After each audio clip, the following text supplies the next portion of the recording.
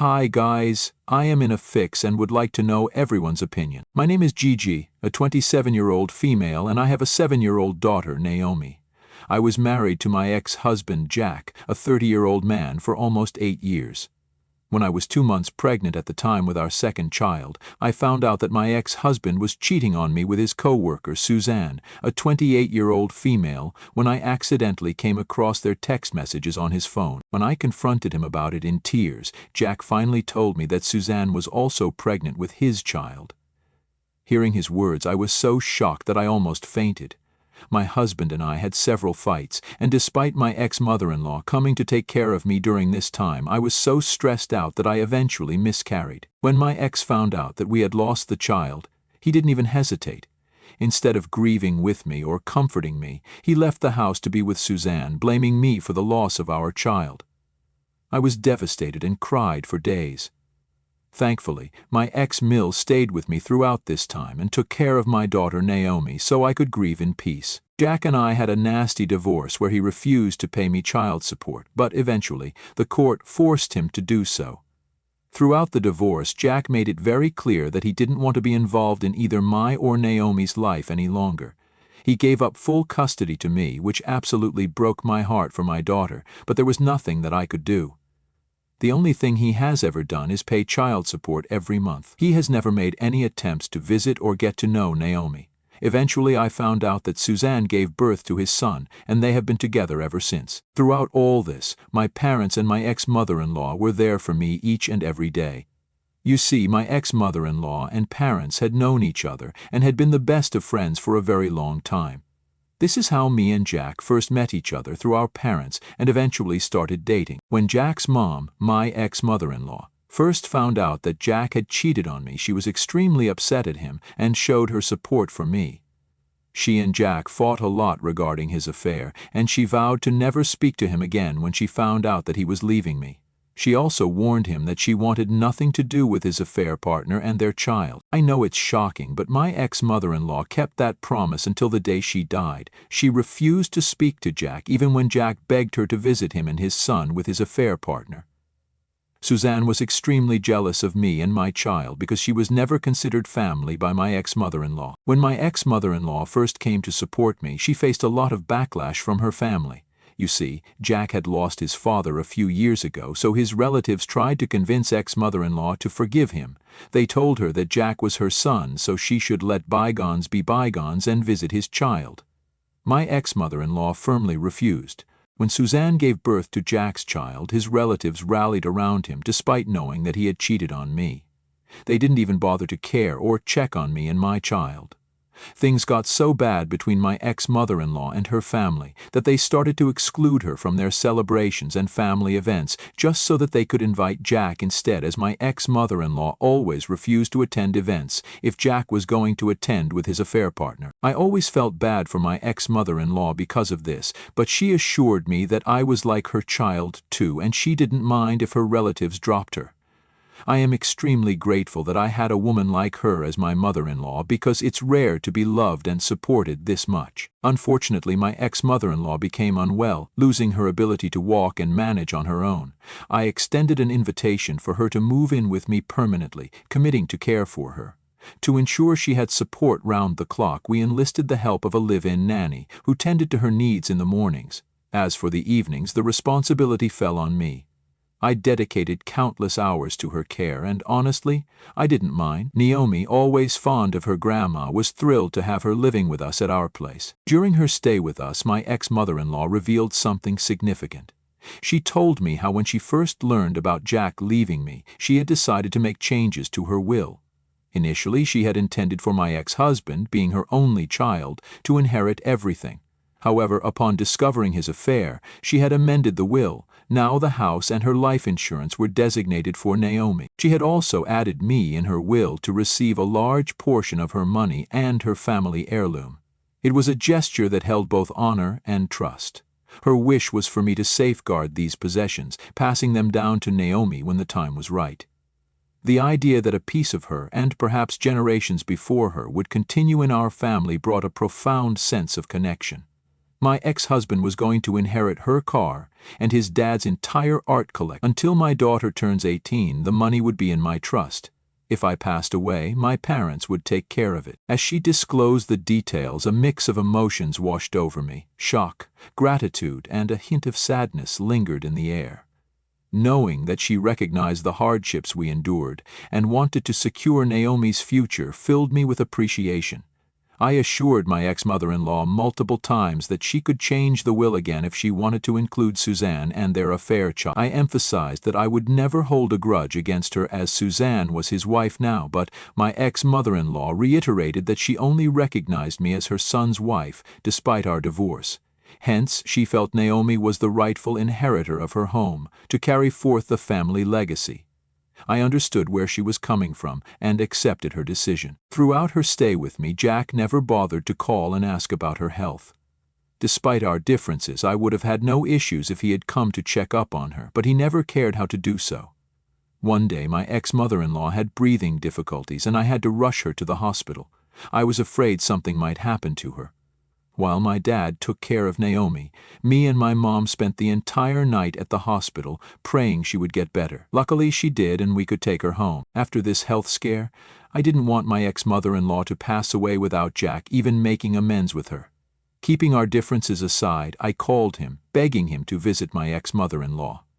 I told him how her doctor had warned us of her condition, and I was afraid that she wouldn't survive for long. Instead of being concerned for her, Jack started to argue about how his mother had never bothered to form a relationship with Suzanne. I beseeched him to keep his ego aside for the sake of his mother. He argued that he had a busy schedule and couldn't spare much time. It was disheartening to witness his indifference, especially when faced with the frailty of his mother's health. Despite his reluctance, I persisted, urging him to reconsider and spend some quality time with her. Reluctantly, he agreed to a brief visit. When Jack finally arrived, I was shocked to see that he had brought Suzanne along with him. I didn't object, although I wasn't thrilled about her coming into my home, but for the sake of my ex-mother-in-law I kept my mouth shut. When he saw his mother, it was evident that the strained relationship between them lingered. The room was filled with awkward silences, punctuated by forced conversations. Jack's behavior remained unchanged towards her, even when he saw her in this frail state. He spoke in measured tones, avoiding any meaningful conversation with her. It became apparent that his visit was more of a formality than a genuine attempt to mend their fractured bond. Disheartened by the lack of emotional connection, I found solace in the fact that at the very least Jack had honored his commitment to visit. When my ex-mother-in-law noticed that he had come to visit with Suzanne and their affair child, she started to protest. I immediately calmed her down and assured her that it was okay and that I didn't mind whoever Jack brought along, as long as he had come to visit and support her. My ex-mother-in-law's health was fast deteriorating and she was completely bedbound, so there wasn't much that she could do. Staying true to my promise, I remained silent even when Suzanne started being very nice to her. When my ex-mother-in-law expressed again that she didn't want to be around Darren, Suzanne reminded her that Darren was her grandchild too. I walked out of the room to give them all privacy. I also wanted to check up on my daughter, who looked sad and hurt to see her father. Jack never even bothered to acknowledge her. While I was in the kitchen, I noticed Suzanne going into our backyard and talking to someone over the phone. The open window carried her laughter as she spoke about how she was forced to come and visit Jack's mother. She discussed how Jack had told her that his mother would be leaving behind everything for him, so the least they could do was visit her for the final time. She expressed how she couldn't wait to move into the house and change, as my ex-mother-in-law had no taste whatsoever. To make matters worse, Suzanne detailed her intention to remove pictures of me and my daughter once my ex-husband gained ownership of the house. I was shocked to hear this and struggled to comprehend how cruel she sounded. She continued to discuss how she was going to change the furniture, repaint the walls, and even alter the landscape of the backyard so that nothing would remain of my ex-mother-in-law. As she enthusiastically shared her vision, I couldn't help but feel a sense of disbelief and anger at her disregard for the home's history. That is when I finally realized the truth. Suzanne's interest in my ex-mother-in-law wasn't genuine. It became clear that her motives were centered around securing her position in the will. This discovery shattered my heart, as it seemed she cared more about potential inheritance than the well-being of my ex-mother-in-law during her final days. Despite the unsettling truth about Suzanne's intentions, I kept the knowledge to myself, choosing not to hurt or add unnecessary burden to my ex-mother-in-law. Jack had no clue that his mother changed the will after he cheated on me and got divorced. He believed he would inherit everything, intending to pass it on to his child with Suzanne. I chose not to tell him anything because it wasn't my place anyway. If he didn't even bother to acknowledge our daughter Naomi, then he deserved what was coming for him. Jack and Suzanne continued their visit, oblivious to this fact. It was a bittersweet situation for me. On one hand, I would have to lose my beloved ex-mother-in-law, but on the other hand, I couldn't wait to finally see the look on Jack's face when he found out about the updated will. It made me sad and dread the day I would have to lose my ex-mother-in-law. She always meant a lot to me, and I loved her. I knew her quite well, and I knew she had made this decision after careful consideration. She wanted this for her granddaughter, and always said that she could not rest until she knew her son and Suzanne had been punished for their actions. She wanted this because her own childhood was also ruined when her father had an affair. She wanted Naomi to feel loved and cherished, even when she wasn't here anymore. As my ex-mother-in-law's health declined, Jack never visited her again, and none of her relatives came to see her. Unfortunately, she passed away last week.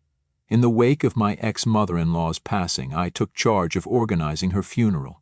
Despite the lack of support from relatives, I wanted to ensure she received a dignified farewell. My parents and I took care of all the arrangements, from selecting a beautiful casket to arranging a serene venue. Suzanne didn't even bother attending the funeral with Jack. Although some of her relatives attended the funeral, they displayed a lack of genuine concern. When her lawyer eventually contacted me about her will, emotions overwhelmed me. Tears streamed down my face as I absorbed the news that she had left everything to me as we had discussed. The conflicting waves of joy and sadness engulfed me as I grieved the loss of a cherished person, but also felt grateful that I finally could provide my daughter with everything that she ever wanted. As I navigated through this mix of emotions, there was a sudden knock on my door. Opening it, I found Suzanne, Jack, Darren, and a few other relatives standing there with grim expressions on their faces. Jack asked if they could all come in, and I politely agreed. The atmosphere was tense as they entered, and Jack wasted no time in demanding an explanation for the will. His accusing tone cut through the room, filled with resentment. "Why did you get everything? My mother had a house, money, heirlooms, and you end up with it all?" he exclaimed, his anger palpable. I tried to remain composed, explaining that my ex-mother-in-law had carefully considered her decision and made this decision. He started to accuse me of manipulating his mother and influencing her decision when she was bedridden, but I reiterated that he could check the timestamp and date of her updated will, which was done long before her health started to deteriorate. Suzanne chimed in, her voice tinged with resentment, questioning why I and my daughter deserved to have everything when she and her son were family too. In response, I scoffed at her, and this is when I revealed in front of everyone what I had overheard Suzanne speaking on the phone. Her eyes widened as she realized that I remembered word for word about what she had spoken about Jack's mother. Jack looked at her in surprise as the reality of Suzanne's intentions dawned on him. Suzanne was caught off guard and attempted to deny my claims, accusing me of making things up to divide the family. I firmly emphasized that she had cheated with Jack while he was still married to me, hence she and Jack were the ones who had actually divided the family in the first place. The argument escalated, with Jack's relatives joining the argument and expressing their disappointment that they didn't receive anything from my ex-mother-in-law. They pointed out that as they were blood relatives of my ex-mother-in-law, they deserved to have a piece of her inheritance. Everyone started to insist that I sell her property and split the cash 8 ways. I was shocked to see their callousness and entitlement to demand when they had no right. I firmly emphasized to them that I was the only one who had taken care of her until her last days, while none of them bothered to come and visit. Therefore, they had no right to barge into my house and demand anything that belonged to my ex-mother-in-law. The room echoed with raised voices as they continued to question the fairness of the will. Jack protested, claiming it was his childhood home and he deserved to live there with Suzanne and their child. He threatened to sue me and contest the will if I didn't give him the house. I laughed at his face upon hearing his words. Jack seemed surprised by my reaction as I went on to remind him that he had been a neglectful son to his mother and never bothered checking up on her. I reminded him that it was only when I begged him to visit her did he finally came to check up on her one time. I told him that he was welcome to try and sue me for wasting his money if he wanted that. Her lawyer had already informed me that the will was ironclad and there was nothing he could do. Naomi was her grandchild, and I was her daughter-in-law who loved her and took care of her, so she had rightfully left us everything. This is when Suzanne began begging, urging me to stop being so selfish and consider their son Darren. She continued to emphasize how Darren deserved to have a good life like Naomi. I agreed with that sentiment, but questioned whether she never cared to think about my daughter Naomi and how my ex-husband treated her all these years. Naomi was his child too, yet he chose not to be a part of her life. I made it clear to Suzanne that she could beg all she wanted, but I was never going to give her or her child anything. I asked everyone, politely but firmly, to leave my house and let me be. I reminded them they were welcome to go through the contents of her will with her lawyer again if they pleased, but I was done with this discussion. I knew there was nothing they could do. Otherwise, they wouldn't have come to me with anger and demands. I shut the door in their faces, feeling satisfied that I had stood my ground and respected the wishes of my ex-mother-in-law. Since then, I have continued to receive calls and messages from Jack. He passionately keeps expressing his disdain for me, insisting that if I possessed any shred of decency, I would hand over everything that, according to him, rightfully belongs to his family and not to me and Naomi. So Reddit, am I the a-hole for not giving in to the demands of my ex-husband and his family? Update 1. I thought this post would attract just a handful of people, but wow, thank you all for listening to me and giving me your suggestions and advice. As for those who are angry at me for not asking my ex-mother-in-law to include my ex's new child and Suzanne, I did try, but this was completely her decision. For now, I can't do anything about that anymore. You can call me selfish, but I refuse to part with any of the inheritance. I am going to put myself and my daughter first. I do resent Jack and Suzanne because they broke my heart and their affair contributed to my miscarriage. While I was broken down, Jack added to my grief and heartbreak by leaving with me for her. My ex-mother-in-law made a conscious decision to not include the affair child and Suzanne in her will. She had plenty of time to update the will if she would have wanted that, yet she didn't. I do pity the affair child, but it's not my responsibility. Just for a clearer understanding based on what I know, my ex-mother-in-law had her whole childhood ruined because her father made his affair children his top priority. I guess this is why she wanted nothing to do with Jack and his affair child. Jack obviously knew all this, yet he chose to do this to her. Despite this, my ex-mother-in-law left him his dad's entire art collection, which will fetch him thousands of dollars, so he can definitely take care of Suzanne and their affair child pretty well. The people who are coming at me in the comments would not be half as civil as me if anything like this happened to them, so I will absolutely not back down and give in to Jack's demands. Naomi is Jack's child too, yet he is more concerned only about his affair child.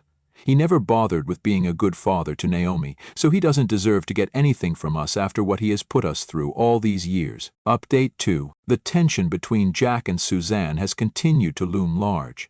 Their relentless demands and accusations have strained my peace of mind. Yesterday, Suzanne called me out of nowhere.